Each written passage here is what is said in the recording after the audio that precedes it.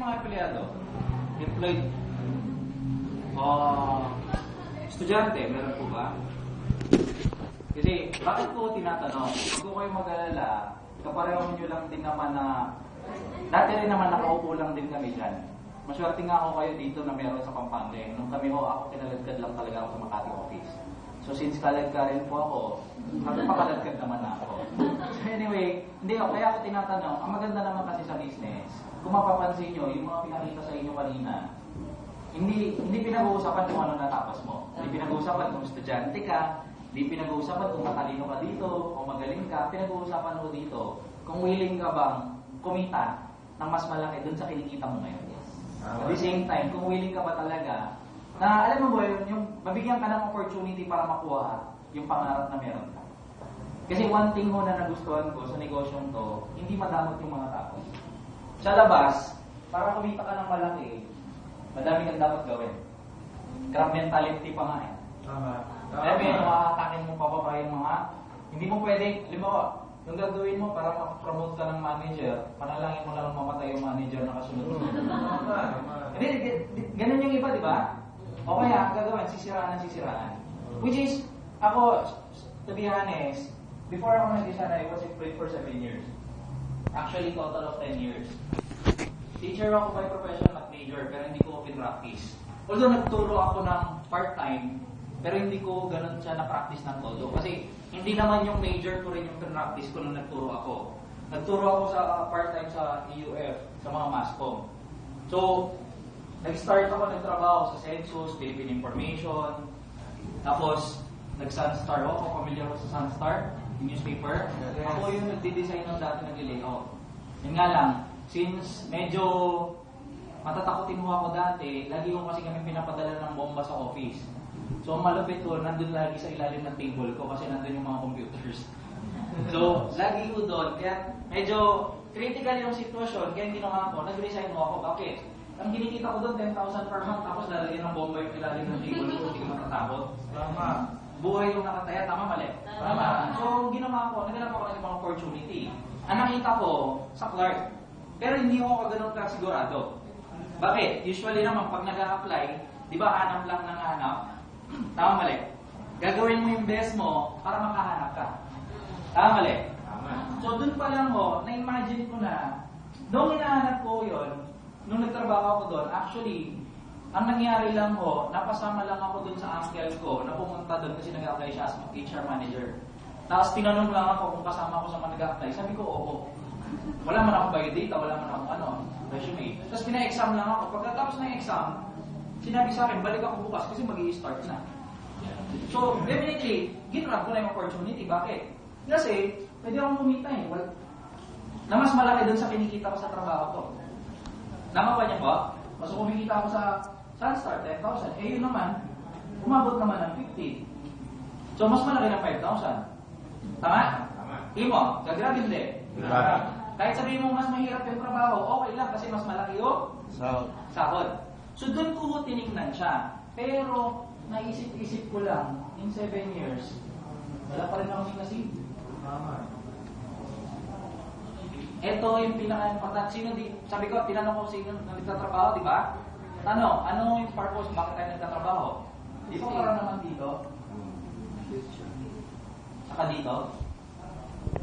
Tama mali.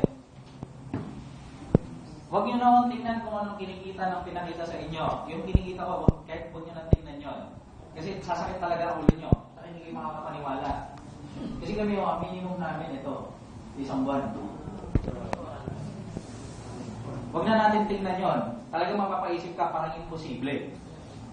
Normal mo yan, kahit mo ka talaga. Pero yung additional na kumita ka na lang ng $200, $100 isang linggo, malaking bagay ito. Tama. Tama? Ang gagawin mo lang naman, pagdagdag. Sabi nga, wala namang masamang magdagdag. Kung alam mong kinukulang ang masama, alam mo nang kinukulang, hindi pa rin ba? Dagdag. Ako, one thing yan yung nakita ko.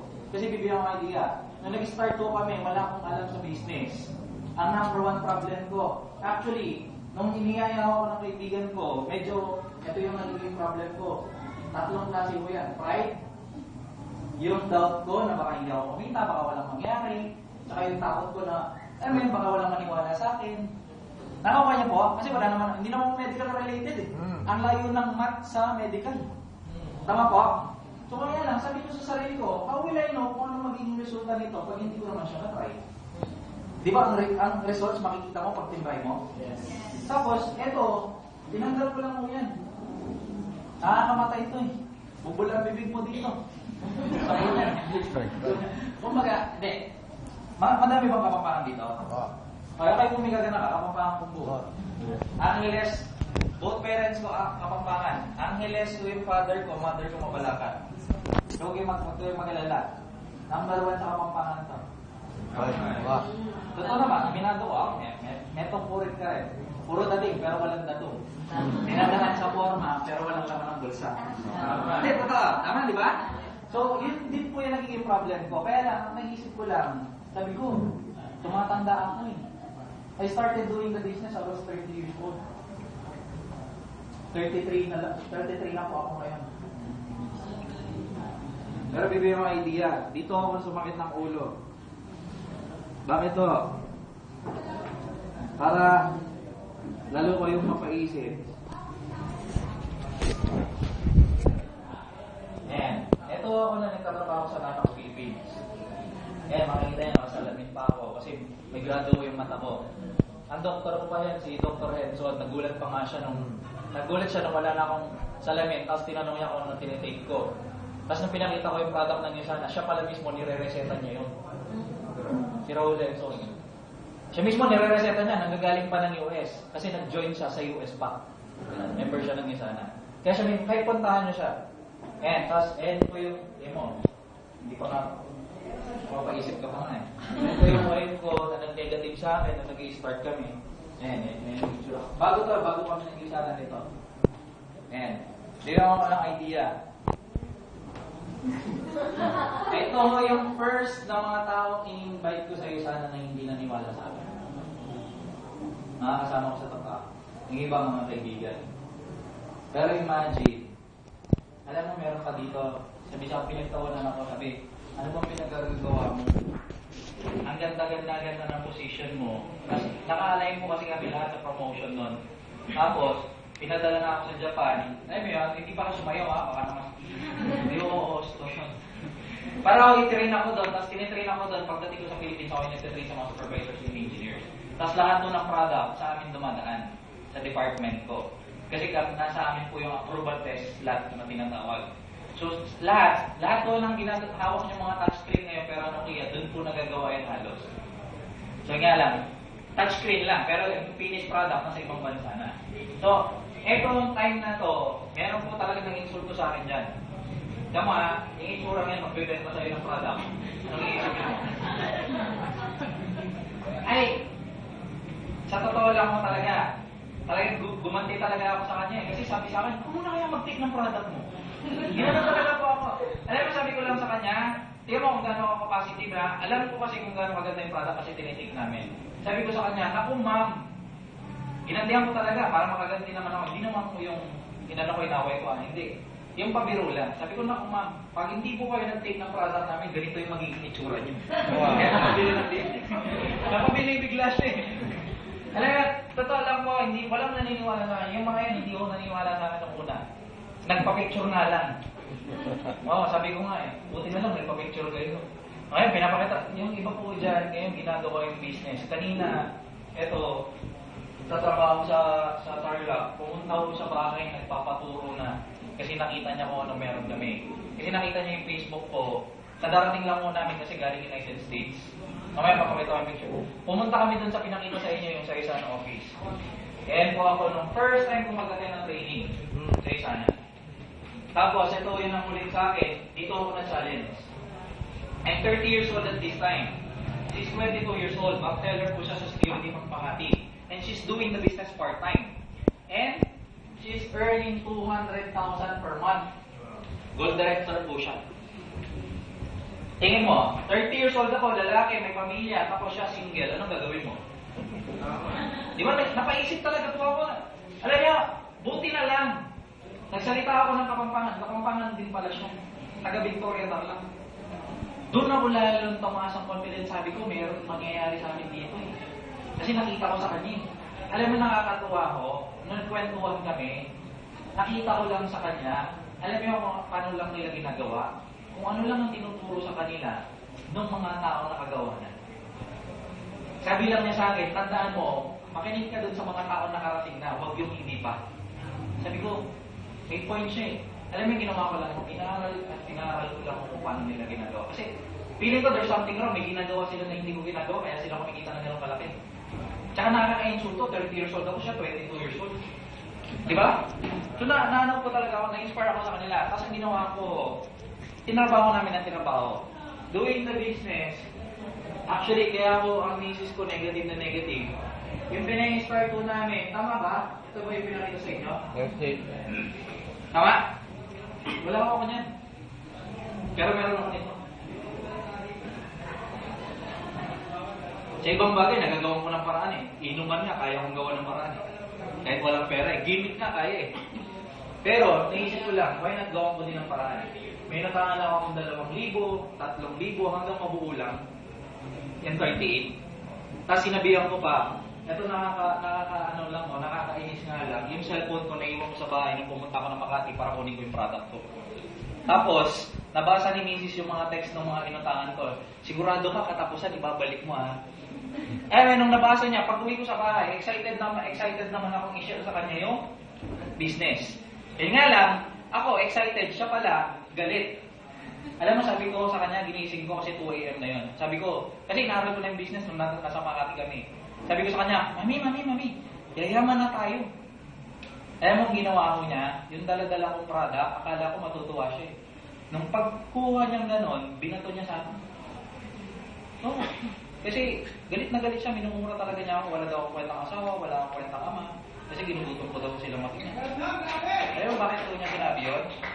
Kasi yung time pa lang yun, nalaman naman niya nang utang ako ng pera, akala niya bibili ko ng bigas.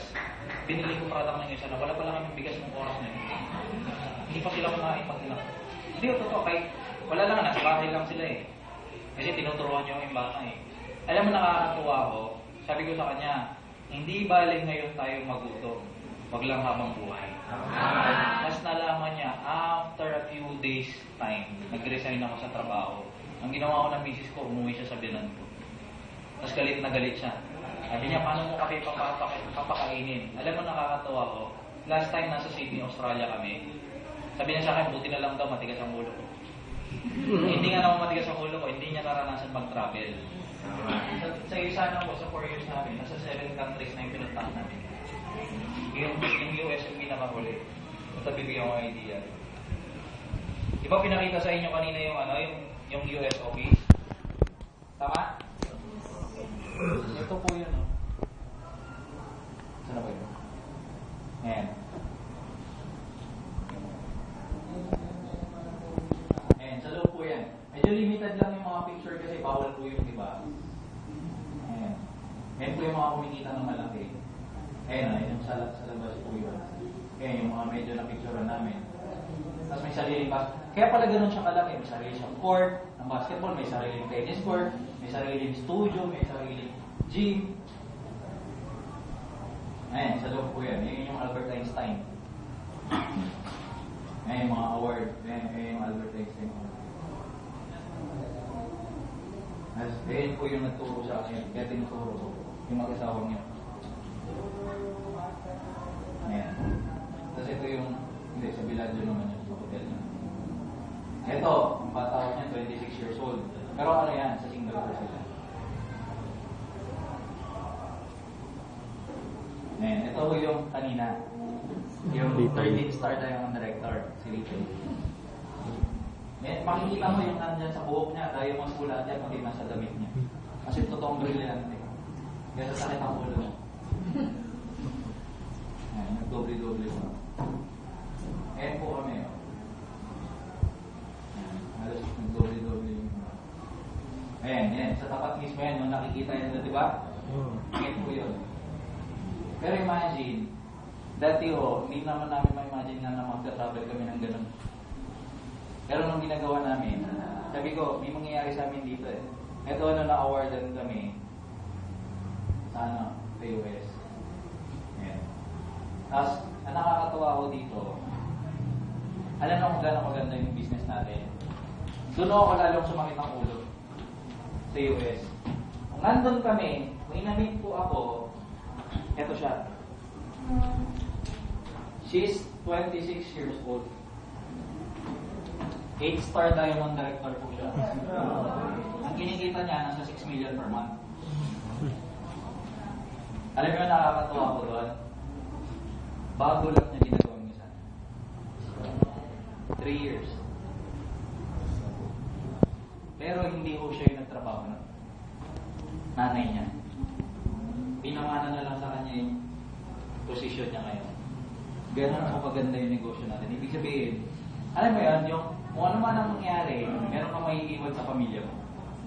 Nakuha niyo po, kasi na-inherit siya. Ako, yan mo yung isang nakita ko. Ang dami doon, nami-meet namin, mga 24 years old, 28 years old, pinamana na lang po sa kanila ng mga magulang nila. Yung mga magulang nila, nakaupo na lang doon sa convention, nag-a-attend lang doon, tapos pumapalakpak lang doon. Yung gusto na umuwi after ng convention. Kasi sawang-sawa na. Kasi sila, binibigyan na lang sila ng mga anak nila dahil doon sa pinamana sa kanila. Kasi ni-enjoy na lang nila, nagta-travel na lang sila. Yan po yung kagandahan doon. Meron nga ako na-meet doon, mga 95 years old. Dati siyang mayor sa isang city sa US. Kaya lang, hindi ko, wala dito, nasa ano ko yung picture nandun sa laptop ko Alam mo, nakakabaliw ko doon, siya, ginagawa pa rin niya yung business ng Yusana. Tapos, isa siya sa mga pinakamatandang tao na umakyat sa Mount Everest, babae. Ang malupit po doon, 95 years old, umakyat sa Mount Everest, lamig-lamig doon. Tama? Pero tinanong ko siya kung anong sikreto niya, sinagot lang niya yung sana. Kahit i-check niyo sa YouTube nakalimutan ko lang yung pangalan Pag nandito ako pag nag-decide ko yung gawin siya, papakita ko sa inyo yung ano nila, video nila. Kasi nandun lang sa laptop ko hindi ko lang na-transfer dito Pero nakakatuwa ko doon, alam mo yung mabuhayan ka para makuha mo to. Sa labas, natagal na natin hindi nakikita to Tama mali? Ako, yung one thing ko na nakita ko, to be honest, kahit hindi ko kayo usapin ngayon, okay na kami mag-isawa. Tulog kami. Ang pinakamalas namin, nasa $2,000 isang linggo. Yun ako yung malas namin. Pero tanda-tanda ko yung nabasa ko sa Bible kasi, nasabi doon, ito yung pinangawakan ko lang Hindi mo daw masasabi na gift, yung binigay sa'yo ni God, pag hindi mo ginagamit yan para maging blessings kasi ibang tao. So sabi ko sa sarili ko, I was given a gift on this opportunity, why not? I teach other para sila ma-bless din at maging blessing sa iba. Ako kanya po yung point. So ang ginagawa ko namin, naging passion na namin. Parang ganito lang. Alam ko na kailangan mo yung produkto regarding sa health mo tapos hindi ko senior sa'yo, may nangyari sa'yo masama. Parang nagigilty po ako doon. Kasi pwede naman mabago Tama mali? So ang ginagawa lang ko namin, sinishare lang namin ng sinishare. Desisyon na ng tao. Sabi nga, may nabasa ako sa isang book, kung ano daw meron ka ngayong present, part yan o resulta yan ng dinesisyon mo ng past mo. Kung anong buhay mo o anong meron ka sa future mo, part yan ng dinesisyon mo in your present life. Kaya kung nakita nyo makakatulong sa inyo, product, business, nasa sa inyo po yan, hindi ko kayo pipilitin. Ang maganda ko rito, walang pilitan. Desisyon nyo kung ano man ang nagustuhan nyo. Pero ako kasi ayoko namimilit. Ako kasi ayoko po, bakit? Ayoko masisi. Baka sisihin nyo kapag yumaman din kayo. Kaya point ko lang, tandaan nyo, dalawa naman ang in-offer ng company. Yung product regarding sa health mo. Tsaka yung opportunity na pwedeng mabago yung, alam mo yun, kahit sabihin mo pandagdag lang. Hindi naman, alam mo yun, hindi naman po, wala namang mawawala, sabi ko nga. Eto, sa 4 years po namin, kung nandyan po yung isa, sa labas, ito yung unang namin, punta namin sa Makati office. Ito yung unang sasakyan ko na binili ko. Bakit ito? Kasi lagi ako dito natutulog pag galing ako ng Makati. Pag nagte-training mo ako kasi ginagabi ako doon. Kasi yung sasakyan mo pauwi sa amin hanggang 12 o'clock lang. Sa Daw Greenwich yan. Kaya, tapos nung manatin kami ng convention sa ito yun. Yung unang attend ko ng convention ng ng Hong Kong. Tapos doon namin nakita kung gano'n ka talaga kalaki yung negosyo ng Yusana. Tapos, in 4 years, yan yung mga ibang sasakyan. Yung isa ko dyan, yung STI Subaru yung sports car ko. Yun yung bago.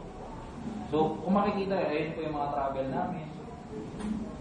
Pero nakakatuwa ako doon, namamasyal ka, pero yung income mo, hindi nababago. Hindi katulad pag, di ba pag nagtrabaho ka, no work? Okay. Pero imagine, nasa US po kami, last August. Ayaw ko sana magpakita kasi bawal po sa amin talaga to eh. Pero since nandiyan, ayun po yung pangalan ko, sa position. Nasa last August, last month, nasa United States po kami, di ba? Anong date po? Yan po yung weekly commission, tapos ito po yung leadership bonus. Ito po yung weekly, ito yung leadership. Alam mo yung kinita ng 20 countries, kukunin yung 3% tapos paghahatian ng mga leaders. Yun po yung board director and above. Tapos ito po, bonus ko sa iyo sana, yung mga tinulungan ko para kumita. Di ba yung lifetime 15%? Yan po yan. Tapos ito po yung total less tax. Isang buwan. Nasa US po kami.